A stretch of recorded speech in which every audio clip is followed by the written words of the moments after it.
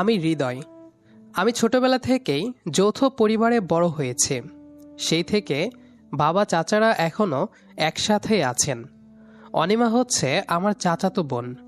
যদিও স্কুল আর কলেজ আলাদা, ছোটবেলা থেকেই একসাথে খেলাধুলা আর বেড়ে ওঠা ছিল আমাদের। তাই সবসময়ই আমাদের মাঝে ঝগড়া টক্কর লেগেই থাকতো। ধীরে ধীরে আমরা বড় হলাম। মাঝখানে আমাদের মাঝে তৈরি হলো একটা বিরাট দূরত্ব। আর তার কারণ হলো আমার বিদেশ চলে যাওয়া পড়াশোনার জন্য। আমি যেতে চাইনি, কিন্তু বাবা জোর করে পাঠালেন, তাই বাধ্য হয়ে রওনা দিয়েছিলাম বিদেশে। আজ প্রায় ৬ বছর পর দেশে ফিরলাম। এই ৬ বছরে প্রায় বদলে গেছে অনেক কিছুই। তবে আমার আর অনিমার মাঝে বন্ডিংটা সেই আগের মতোই রয়েছে। প্রায় দুজন ফোনে কথা বলতাম, নয়তো মেসেজে। ছোটোখাটো বিষয়গুলো একে অপরের সাথে শেয়ার করতাম সব সময়। তাই বাড়ি ফিরেও আমাদের সেই খুনসুটিগুলো আগের মতোই হয়েছে। শুধুমাত্র কিছুটা পরিবর্তন হয়েছে। ওই যেমন দুজনেই অনেক বড় হয়ে গেছি, আগের থেকে একটু ম্যাচিউর হয়েছি, এই সব। রাতে আমি সুটকেস খুলে সব জিনিসপত্র বের করছি। বিদেশ থেকে এসেছি, খালি হাতে কি আসা যায়? সবার জন্যই টুকটাক জিনিস এনেছি। সবাইকে এক এক করে উপহারগুলো দিয়ে দিলাম, শুধু অনিমা বাদে। অনিমা সেই প্রথম থেকেই অপেক্ষা করে যাচ্ছে তার জন্য কি এনেছি, কিন্তু আমি ইচ্ছে করেই বের করছি না। সবাই সবার উপহার দেখতে লাগলো। হঠাৎ আম্মু বলে উঠল, কিরে হৃদয়, তুই সবাইকে উপহার দিলি, কিন্তু অনিমাকে দিলি না যে? আর বলো না আম্মু, কেনাকাটার ঝামেলায় ভুলেই গিয়েছে ওর জন্য কিছু কিনতে। সেটা আবার কেমন কথা? সবার জন্য আনলি আর ওর জন্য কিছু আনলি না? আরে আমি কি ইচ্ছে করে এমন করেছি নাকি? ভুলে গিয়েছিলাম। তোকে নিয়ে না আর পারি না। দেখ তো, আমরা বড় হয়ে পেয়েছি আর ও ছোট হয়ে। তুই কালকেই ওকে শপিংয়ে নিয়ে যাবি, ওর যা যা দরকার কিনে দিবি। আমার কথাটা শুনে অনিমার মুখটা মলিন হয়ে যায়, কিন্তু সে বুঝতে দিচ্ছে না কাউকে। আমার চোখে ঠিকই ধরা পড়েছে। অনিমা নিজেই হালকা করে বলল, লাগবে মামামুনি, ভুল হতেই পারে। আর তাছাড়া আমার তো সব কিছুই আছে, তাই আর কিছু লাগবে না। বলে একটা বাহানা দেখিয়ে হনহন করে রুমে চলে গেল। আমি বিষয়টি খেয়াল করে একটু মুচকি হাসলাম। হঠাৎ আম্মু বলল, কিরে হৃদয়, ওই সুটকেসটা কার? খুললি না যে? অনিমার। আম্মু ভ্রুকুচকে বলল, তুই না এখন বললি ওর জন্য কিছু আনিসনি। মজা করছিলাম, দেখতে চাইছিলাম অনিমা কি বলে। একটা থাপ্পড় দেব হারামজাদা, শুধু শুধু মেয়েটাকে কষ্ট দিলি। যে এখনই ওকে দিয়ে আয়। আরে দিব, আগে খাওয়া দাওয়া শেষ করি তারপর। আম্মু আর কিছু বলল না। তারপর খাওয়া দাওয়ার আয়োজন করা হলো। সবাই খেতে বসেছি একসাথে, কিন্তু অনিমা মুখ গোমড়া করে বসে আছে। আমি দেখে একটা ধমক দিলাম, কিরে, টেবিলে কি খেতে বসেছিস নাকি চিন্তা করতে? তা কি নিয়ে এত গবেষণা করছিস শুনি? অনিমা আমার কথায় কিছুটা রাগ হলো, তারপরেও কিছু না বলে বসে থাকলো। আমি বারবার ওর দিকে তাকাচ্ছি আর মুচকি হাসছি। মেয়েটা ঠিক আগের মতোই রয়ে গেছে। অল্প বিষয়ে ও খুব বেশি রিয়্যাক্ট করে ফেলে। খাওয়া দাওয়া শেষে যে যার রুমে চলে গেল।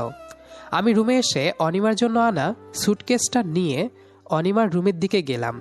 দরজায় টোকা দিতেই অনিমা বলল, দরজা খোলা আছে। আমি দরজা ঠেলে ভেতরে ঢুকলাম। ভেতরে একটু তাকালাম, দেখলাম রুমটা অনেক সাজানো গোছানো, আগে এমন ছিল না। আমাকে দেখে অনিমা জিজ্ঞেস করলো, কি ব্যাপার তুমি এখন? হ্যাঁ আমি। কেন, কোনো সমস্যা? আমি কি বলেছি কোনো সমস্যা? অযথা উল্টো মিনিং বের করো কেন?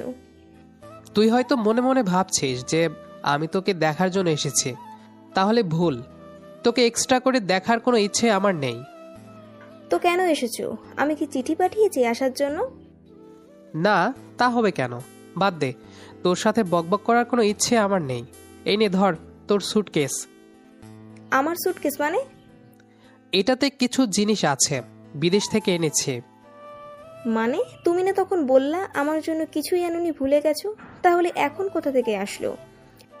আসলে আমার একটা ব্যক্তিগত জিন আছে যে সর্বদা আমার কথা শোনে, তাই ওকে বলেছি যাতে এখনই বিদেশে যাই এবং তোর জন্য কেনাকাটা করে নিয়ে আসে। ফাজলামো করো আমার সাথে? তুই ফ্যাজলামো বুঝিস নাকি? যদি বুঝতে তাহলে অমন গোমরা হয়ে থাকতি না। আমি মজা করে বলেছিলাম যে কিছু আনিনি, আর তুই সেটা সিরিয়াসলি নিয়ে নিয়েছিস। এই নে ধর, খুলে দেখ। লাগবে না আমার। বেশি তেরামো করিস না, পরে পস্তাবি। বলেই আমি সুটকেসটা দিয়ে অনিমাকে কিছু না বলার সুযোগ দিয়েই এসে পড়ি। তারপর রুমে এসে শুয়ে পড়ি। পরদিন সকাল, ভোরের আলো জানালা দিয়ে এসে আমার মুখে পড়ছে। ঘুম ভাঙতেই দেখি বাইরে উঠানে বেশ সরগরম। আম্মু চাচিরা সবাই মিলে নাস্তার আয়োজন করছে, আর আব্বু চাচারা বসে চা খাচ্ছেন আর আলাপ আলোচনা করছেন। মাঝে মাঝে হাসিতে লুটিয়ে পড়ছেন সব ভাইরা। 6 বছর পর বাড়ির সকালের এমন দৃশ্য দেখতে দারুণ লাগছে। আমি হাত মুখ ধুয়ে বারান্দায় গিয়ে দাঁড়াতেই দেখি অনিমা রান্নাঘর থেকে চায়ের কাপ হাতে বের হচ্ছে। আমাকে দেখে ভ্রু কুঁচকাল। কিরে, ভোরবেলা মুখ গোমরা কেন? এমনি। এমনি আবার কিছু হয় নাকি? হলেই হয়। আচ্ছা ঠিক আছে, তো কাল রাতে কিছু বলিসনি যে? উপহার কি পছন্দ হয়েছে? না হলে কি করবে, পাল্টিয়ে আবার আনবে? প্রশ্নই আসে না। তোকে যে দিয়েছি এটাই অনেক, আর যদি পছন্দ না হয় দিয়ে দিতে পারিস। আমি গ্রামের অসহায় কাউকে দিয়ে দিব, সে খুশি হয়ে অন্তত আমার জন্য দোয়া করবে। অনিমা কিছু না বলে মুখ ভেঙচি দিয়ে হেঁটে চলে গেল। তবে যাওয়ার আগে কাপে রাখা চায়ের শেষ চুমুকটা আমি মনে মনে হেসে ফেললাম। উঠানে বসে মোবাইল দেখছি, হঠাৎ পিছন থেকে কারো ছায়া পড়ল। ঘাড় ঘুরিয়ে দেখি অনিমা দাঁড়িয়ে আছে, হাতে ছোট্ট একটা গিফট ব্যাগ। কি ব্যাপার, এবার তুই আমাকে উপহার দিবি নাকি? কথা না বলে প্রথমে এটা নিয়ে খোলো। আমি ব্যাগ খুলে দেখি ভেতরে একটা ছোট্ট চকলেট আর একটা note. Thanks for the gift, but don't do this again. ও, মানে ধন্যবাদ দিচ্ছিস, আবার হুমকিও দিচ্ছিস? কারণ তুমি একদম বদলাওনি, আগের মতোই খোঁচাখুচি করো। আর তুইও বদলাসনি, আগের মতোই রাগী আর বকবকানি চালু আছে। এই তুমি না বিদেশে থেকে এসেছো এতগুলো বছর, কোনো পরিবর্তনই নেই, সেই আগের মতোই আছো। আমি তো ভেবেছি বিদেশে গিয়ে একটু স্মার্ট হবে। কেন, আমি কি খ্যাত নাকি? সেটা আমাকে জিজ্ঞেস না করে আয়নায় গিয়ে নিজেই জিজ্ঞেস করো। আমার এত ফালতু সময় নেই এসব ভাবার, কারণ আমি জানি আমার মতো হ্যান্ডসাম ছেলে এই গ্রামে আর একটাও নেই। আসছে আমার হ্যান্ডসাম। এটা বলে অনিমা হনহন করে চলে গেল। 6 বছরের দূরত্ব যেন এই সকালের রোদে মিলিয়ে গেল, আর ফিরল সেই শৈশবের খুনসুটি। আমি বারান্দায় দাঁড়িয়ে কেক খাচ্ছি, হঠাৎ দেখি অনিমা আবার ফিরে আসছে, হাতে 1 গ্লাস পানি। আবার কিছু দিতে এসেছিস নাকি? না, তোমার গলায় যেন আটকে না যায় তাই পানি দিলাম। বাহ, এখন আমার জন্য এত ভাবনা? ভাবনা না, পরে আম্মু এসে আমাকে বকা দেবে, ছেলেটা এত কিছু তোর জন্য আনলো আর তুই সামান্য খেয়ালটুকু রাখছিস না। মানে কাকির বকা থেকে বাঁচতেই আমার যত্ন নিচ্ছিস? তাই তো। তুমি ভেবো না যে আমি ইচ্ছে করে তোমার জন্য আলাদা করে কিছু করছি। মনে হয় না তুই বদলাবি কোনোদিন। তুমিও সেম, সবসময় উল্টাপাল্টা কথা বলে বেড়াও। আমার কথা বাদ, এখন তো বড় হয়েছিস, কয়দিন পর বিয়ে হবে, তখন শ্বশুরবাড়ি গিয়ে এসব করলে উঠতে বসতে কেলানি খাবি। ওটার চিন্তা তোমার করতে হবে না, নিজের চরকায় তেল দাও। এই জীবনে বিয়ে করার জন্য মেয়ে পাবে কিনা সন্দেহ। না পেলে সমস্যা কোথায়, তুই তো আছিস। আমার ঠেকা পড়েছে তোমার মতো হনুমানকে বিয়ে করতে। প্রয়োজনে সারা জীবন কুমারী হয়ে থাকবো, তারপর তোমাকে বিয়ে করব না। ঠিক তখনই আম্মু বারান্দা থেকে ডেকে উঠল। হৃদয়, বাজারে গিয়ে কিছু জিনিস এনে দে না বাবা। আমি? হ্যাঁ তুই। আজকে কাজের লোক আসেনি রে, আর তোর বাবাকে এখন বলার থেকে তোকে বলা ভালো। 100টা কথা শোনাবে। তুই জানা বাবা। ঠিক আছে, কিন্তু আমি একা যাব না। তাহলে অনিমাকে নিয়ে যা। আমি অনিমার দিকে তাকালাম। তো কি, বাজারে যাবি আমার সাথে? না গিয়ে উপায় আছে? তুমি বাজার করতে জানো? সব কিছু বেশি দাম নিয়ে কিনে আনবে। আচ্ছা, দেখি কে ভালো করে কেনাকাটা করতে পারে। দুজনেই বেরিয়ে পড়লাম। রাস্তায় হাঁটতে হাঁটতে আমরা দুজন অনেক কথা বললাম। বাজারে ঢুকতেই অনিমা ফিসফিস করে বলল, দেখো, বেশি কথা বলবা না, না হলে দোকানদার দাম বাড়িয়ে দেবে। আচ্ছা বস, আমি চুপচাপ থাকবো, তুই যা বলবি আমি তাই করব। প্রথমেই গেলাম সবজির দোকানে। ভাই, বেগুন কেজি 80 টাকা। এত দাম? 70 দেব। আরে ভাই, 70 টাকা হলে তো আমি লোকসান খাই। দেখেছো আমি কি বলেছিলাম? তুমি মুখ খুললেই দাম কমার বদলে বাড়ে। আচ্ছা ঠিক আছে, তাহলে তুই বল। কাকা, একটু ভালো বেগুন দেন তো, আর দাম কমান, 50 দেব। কম হয়ে যায়। আচ্ছা আপা, শুধু আপনার জন্য 60 টাকা। তারপর দোকানদার একটা ব্যাগে বেগুন দিল। আমি অনিমাকে উদ্দেশ্য করে বললাম, ও মানে তুই বললেই দাম কমে যায়? হ্যাঁ, কারণ আমি ঝগড়া করি না, বুদ্ধি দিয়ে চলি। ওরে আমার বুদ্ধিমতী রে। তারপর গেলাম মাছের দোকানে। এই রুইটা কত করে কেজি? কেজি 350 টাকা। আচ্ছা দেন 2 কেজি। আরে থামো তো, আগে দেখি তাজা কিনা। তাজা না হলে কি মাছ ঘুমাচ্ছে নাকি? তোমার মাথায় মাছের আঁশ আছে মনে হয়। মাছ বেছে নেওয়ার পর আমরা ফলের দোকানে গেলাম। অনিমা একটা আপেল হাতে নিয়ে বলল, এটা ভালো লাগছে, কিন্তু দাম বেশি। আমি কিনে দিচ্ছি, দাম নিয়ে ভাবিস না। আবার শুরু করলে? আচ্ছা, তাহলে তুই আমাকে এই আপেলটা কিনে দে। কিনে দেব। তারপর খেয়ে যদি অসুখ হয় তখন আমাকেই দোষ দিবা না। সবকিছু কেনা হয়ে গেলে ফেরার পথে আমি বললাম, দেখলি তো, আমরা একসাথে গেলে বাজার করা আসলেই মজা হয়। হ্যাঁ, কিন্তু ক্লান্তিকরও হয়, কারণ তোমার বকবক বন্ধ হয় না। আর তুই না থাকলে বাজারটা একদম বোরিং হয়ে যেত। এসব নাটক রেখে ব্যাগটা একটু ধরো, হাত ব্যথা হয়ে গেছে। আমি ব্যাগটা হাতে নিয়ে বললাম, ব্যাগ ধরছি ঠিকই, কিন্তু মনে রাখিস এই ব্যাগে আমার মার্কেটিং স্কিলের সম্মান ভরে রেখেছি। আর তোমার সম্মান যেমন হালকা, ব্যাগও তেমন হালকা লাগছে। এভাবেই হাসি ঠাট্টা করতে করতে আমরা বাড়ি ফিরলাম। উঠানে ঢুকতেই সবাই আমাদেরকে নিয়ে কথা বলতে লাগলো। আম্মু বললেন, এই যে এলো বাজারের জুটি, কি কি কিনলি? সব কিনেছি আম্মু, আর কম দামে। মিথ্যা কথা বলো না, সব জায়গায় দাম বাড়িয়ে এসেছো, শুধুমাত্র আমি ছিলাম বলে কমে আনতে পেরেছি। মনে হচ্ছে বাজারে কেনার চেয়ে তোদের তর্কটাই বেশি হয়েছে। ওর সাথে গেলে এমন হবেই। দোকানদারও বিরক্ত হয়ে বলে, আপনারা যা খুশি দাম বলুন, শুধু তর্ক বন্ধ করুন। আরে এটা হলো আমার দর কষাকষির ট্যালেন্ট। তোমাকে নিয়ে বাজারে যাওয়া মানে মাথা ব্যথার গ্যারান্টি। আম্মু ব্যাগ থেকে সবজি মাছ বের করতে করতে বললেন, ভালোই তো এনেছিস, কিন্তু মাছটা একটু ছোট মনে হচ্ছে। ছোট না, পাতলা চিকন টাইপ, খেতে নাকি খুব ভালো। খেয়ে যদি হাড়ের চেয়ে মাংস কমায় তাহলে দোষ আমি নেব না। তোদের কথাবার্তা শুনে মনে হচ্ছে ছোটবেলার মতোই আছিস। রাতে খাওয়ার টেবিলে আম্মু বসে ভাত পরিবেশন করছেন। এই হৃদয়, বাজার থেকে মাছ কেটে আনলি না যে? সবসময় তো কেটেই আনা হয়। না, ভাবলাম বাড়িতে এনে কাটবো, তাজা থাকবে। আসল কথা হলো কাটার টাকা বাঁচিয়েছে। হ্যাঁ তা ঠিক। আর তুই ভাবিস না যে আমি কৃপণ, আমি আসলে খরচ বাঁচিয়ে সেটা তোর জন্য জমাচ্ছি। ও আচ্ছা তাই?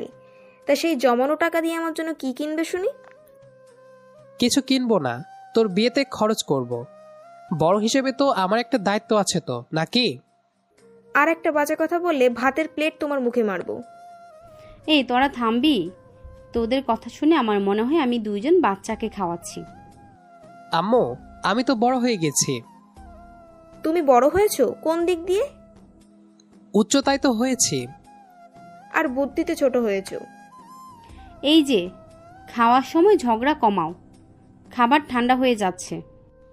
আচ্ছা আম্মু, আগে অনিমাকে বলো যেন আমার মাছের টুকরো না চুরি করে।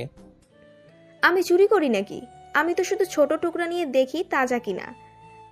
ঠিক আছে, তাহলে আমি তোর ডাল খেয়ে দেখে নেব নুন ঠিক আছে কিনা। তোদের এই টেস্ট খেলা বন্ধ কর, নইলে দুজনকেই আলাদা করে পাঠিয়ে দিব। আচ্ছা আচ্ছা, খাচ্ছি চুপচাপ। এই 6 বছরে কিছুই বদলায়নি, শুধু বয়স বেড়েছে, বাকি সব আগের মতোই আছে। আম্মু, বয়স বাড়লেও খুনসুটি কমলে তো জীবনটাই বোরিং হয়ে যাবে। হ্যাঁ, কিন্তু খুনসুটি যদি সবসময় আমার বিপক্ষে হয় সেটা বোরিং না, সেটা অন্যায়। এখন থেকে ভেবেছি তোদের জন্য আলাদা নিয়ম করব। আজ থেকে ঝগড়া করলে দুজনেই রান্নাঘরে থালা বাসন ধুবি। আম্মু, তাহলে আমি ঝগড়া বন্ধ করলাম। হ্যাঁ, আমিও বন্ধ করলাম আজকের জন্য। তিনজনের হাসি শব্দে রাতটা যেন আরো আপন হয়ে উঠল। সকালে ঘুম থেকে উঠেই দেখি আম্মু রান্নাঘরে ব্যস্ত। আম্মু, নাস্তা কি হচ্ছে? পরোটার ডিম ভাজি। তোমার জন্য বিশেষ করে বেশি তেল দেওয়া হবে, যেন খেয়ে বেলুনের মতো হালকা হয়ে ভেসে থাকো। তেল বেশি হলে তো তুইও খেতে পারবি না, তখন আবার আমার থালায় ঢেলে দিবি। না, আমি তোমার মতো নই যে নিজের জিনিস নিজেই খাই। তোরা সকাল সকাল আবার শুরু করলি? শুরু করিনি আম্মু, ও তো নিজেই আগুন ধরিয়ে দিয়েছে। আচ্ছা, এসব বাদ। আচ্ছা, আমি বানাবো। না না, তুই চা বানালে চিনি বেশি দিবি, নয়তো অন্য কিছু করবি। তাহলে তুমি বানাও দেখি। চিনি বেশি হলে কিন্তু আমি খামচে দেবো। তোদের দেখে মনে হয় না যে তোরা ভাই বোন, মনে হয় প্রতিদিনের প্রতিযোগী। প্রতিযোগিতা মানে আবার কে বেশি বিরক্ত করতে পারে সেটা দেখার প্রতিযোগিতা। ঠিক আছে, এই হৃদয়, তুই ডিম ভাজা কর আর অনিমা পরোটা বেল। দেখি তোরা ঝগড়া না করে পারিস কিনা। আমি আর অনিমা একে অপরের দিকে তাকালাম। ঠিক আছে, কিন্তু ও যদি আমার ডিমে লবণ বেশি দেয় আমি কিন্তু পরোটা মাটিতে ফেলে দেব। আর তুমি যদি পরোটায় তেল কম দাও, আমি তোমার ডিম কুকুরকে খাওয়াবো। আমি বুঝে গেছি, নাস্তার সাথে সাথে আমার ধৈর্যও ফুরিয়ে যাবে আজ। শেষ পর্যন্ত নাস্তা বানানো হলো, কিন্তু আমরা খাওয়ার আগে থেকেই একে অপরের প্লেটে হাত দিতে শুরু করলাম। এই ডিমটা আমার। আরে, আমি আগে নিয়েছি। না, আমি আগে চোখ দিয়ে নিয়েছি, পরে হাত দিয়েছি। তোমার এই যুক্তি শুনে মনে হচ্ছে তোমার মধ্যে সত্যি স্ক্রু কম আছে। দুপুরে খাওয়ার সময় আম্মু ভাত পরিবেশন করছেন। এই অনিমা, তোকে না বলছি হৃদয়ের জন্য একটু বেশি মাছ দিতে? কেন? ও নিজেই তো বলে মাছের কাটা কষ্ট দেয়। কষ্ট দিলে তোর কি সমস্যা? তুই খুশি হবি তাই না? হ্যাঁ, কিন্তু কষ্ট দিলে খাওয়ার সময় আমার শান্তি হয় না। তোরা এত বছর পরও ঠিক আগের মতোই ঝগড়া করিস, কিন্তু একে অপর ছাড়া এক বেলাও থাকতে পারিস না। আম্মু, এটা আমাদের নিত্যদিনের রুটিন।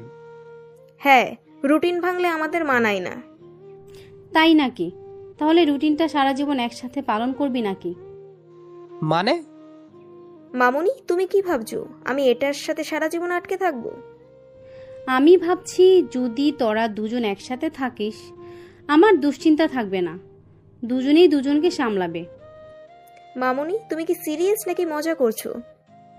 সিরিয়াসও আছি, মজাও করছি, কিন্তু আমি দেখছি তোদের ঝগড়ার মাঝেই বেশ মিল আছে। মিল? ঝগড়াকেই কি মিল বলে? হ্যাঁ, কারণ তোরা যাই করিস দিন শেষে একে অপরের সাথেই বেশি সময় কাটাস। আম্মু, তুমি কি তবে আমার বিয়ের প্রস্তাব দিচ্ছ? আমি কিছু বলিনি, তবে ভাবনাটা খারাপ না। মামুনি, তুমি জানো না ও কতটা বিরক্তিকর। জানি, আর তুইও কি দুষ্টুমিতে কম নাকি? তাই বলছি, একে অপরের সব দোষ জানে যারা, তাদেরই একসাথে থাকা ভালো। ঠিক আছে, তাহলে বিয়ের বাজার করতে হলেও আমি যাব, কিন্তু দরদাম তুই করবি। আরে ধুর, তুমি থাকলে দাম কমার বদলে আবার বাড়বে। আচ্ছা আচ্ছা, এখন খাও, বিয়ের কথা পরে হবে, কিন্তু মনে রেখো এই কথা একবার উঠেছে আর আমি ভুলবো না। ঠিক আছে আম্মু, তাহলে অনিমা, তোর দোষ গুণ সব মেনে নিতে হবে আমাকে। আর তোমার সব ফাজলামি আমি সহ্য করব, ভাবলেই মাথা ঘুরে যাচ্ছে। এই যে, এখন থেকে মাথা গরম করছো কেন? আগে হালকা করে শুরু করো, তারপর ধীরে ধীরে জীবনের ঝগড়া চালিয়ে যেও।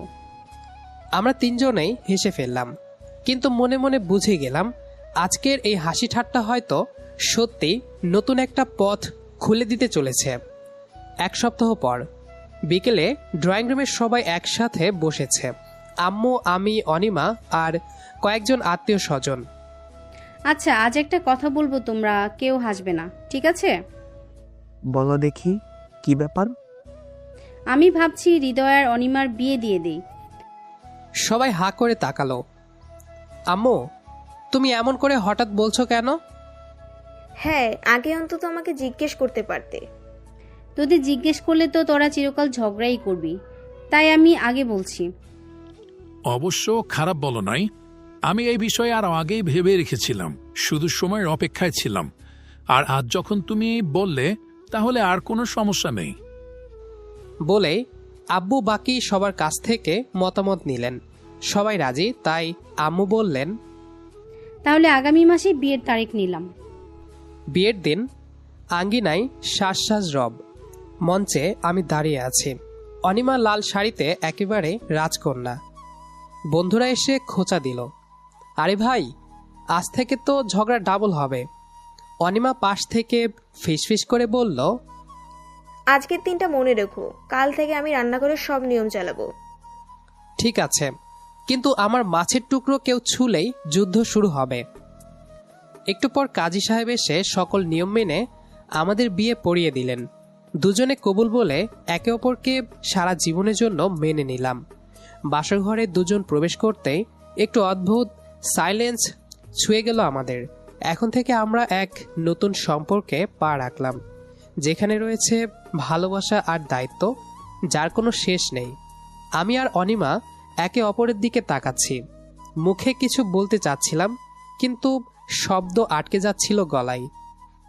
অনিমা, তোকে আজ অন্যদিনের থেকে বেশি ভালো লাগছে। তুমি তাহলে ভুল দেখছো, আমি আগের মতোই রয়েছি। আমি চাই এই নতুন শুরুটা আমাদের জন্য একটা ভালো স্মৃতি হোক। ভালো? তুমি কি মনে করো এটা সহজ হবে? না, সহজ হবে না, কিন্তু আমরা চেষ্টা করব। অনিমা, জানিস, আজ তোর কাছে আসাটা অদ্ভুত লাগছে, কিন্তু ভালো লাগছে। মনে হচ্ছে যেন সবকিছু আবার নতুন করে শুরু হচ্ছে। আমি তোমার কাছাকাছি থাকাটা আগে কখনো এত অনুভব করিনি।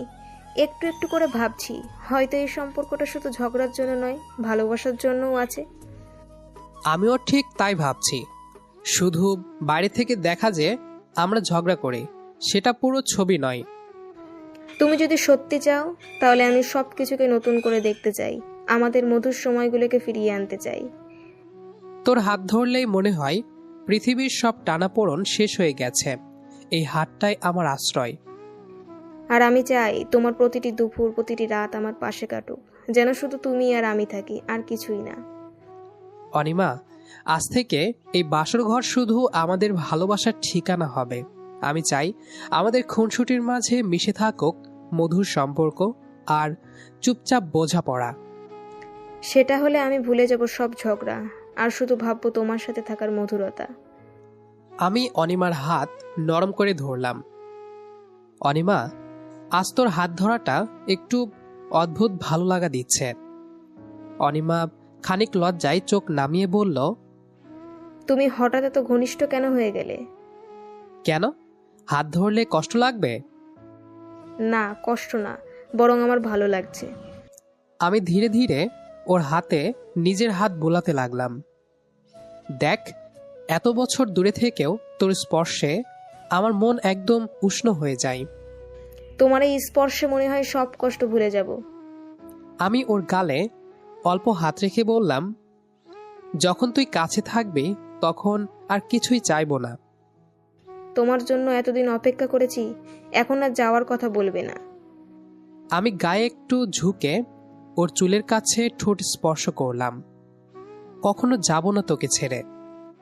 আমি অনিমার হাত থেকে ধীরে ধীরে উঠে এসে ওর কাঁধে হাত রেখে বললাম, অনিমা, তোর কাছে এসে অনুভূতি আরো তীব্র হচ্ছে। আমি তোমার একটু কাছে আসতে চাই। আমি ওর গলা থেকে একটু নিচে ঠোঁট বোলাতে লাগলাম। এসো, আমাদের মাঝে যা ছিল সেটা নতুন করে শুরু করি। অনিমা শান্ত সুরে বলল। আমার কাছে এসো আর ছুঁয়ে দাও আমাকে। আমি ওর কোমল গালে হালকা চুম্বন দিলাম, তারপর ধীরে ধীরে ওর গলা ও ঘাড়ে বোলাতে লাগলাম। আমার হাত আলতো করে ওর কোমর ঘিরে ধরে কোলাহলে বললাম, তোকে আজ এত সুন্দর লাগছে বলার বাইরে। আমি আজ শুধু তোকে অনুভব করতে চাই। আমিও চাই তুমি আমাকে অনুভব করো। আমরা একে অপরের শরীরের কাছে ধীরে ধীরে এলাম। স্পর্শ হলো মৃদু কিন্তু গভীর। এই মুহূর্তটা কেবলই আমাদের। তুমি থাকলেই আমার রাতগুলো আলোকিত হয়। আমাদের হাত আর স্পর্শ কথা বলছিল। রাত যেন নতুন ভালোবাসায় গা ভাসাচ্ছিল। আমরা একে অপরের কাছে এসেছিলাম। স্পর্শগুলো ছিল নিঃশব্দ ভাষা। হাতের মৃদু ছোঁয়া আর চোখের কথা ভীষণ কাছাকাছি এনে দিয়েছিল আমাদের। রাতটি হয়ে উঠল শুধু আমাদের, যেন সময় থমকে গেছে। আমাদের আজকের গল্পটি আপনাদের কাছে কেমন লেগেছে সেটি অবশ্যই কমেন্ট করে জানাবেন। দেখা হবে আবারও নতুন কোনো গল্প নিয়ে। সেই পর্যন্ত আমাদের সাথেই থাকবেন। আর পুরো গল্পটি যারা শেষ পর্যন্ত শুনেছেন সবাইকে অসংখ্য ধন্যবাদ।